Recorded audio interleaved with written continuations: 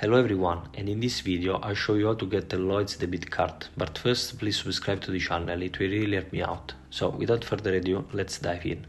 So to get a Lloyds Debit card, you typically need to follow these general steps. First of all, you have to open a Lloyds bank account.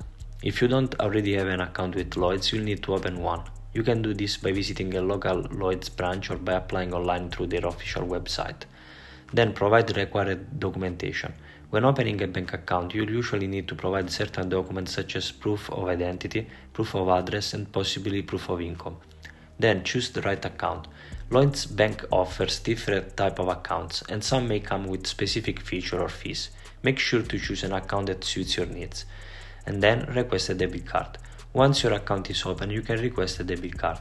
This can often be done during the account opening process, or you may need to request it separately through online banking, by phone, or by visiting a branch.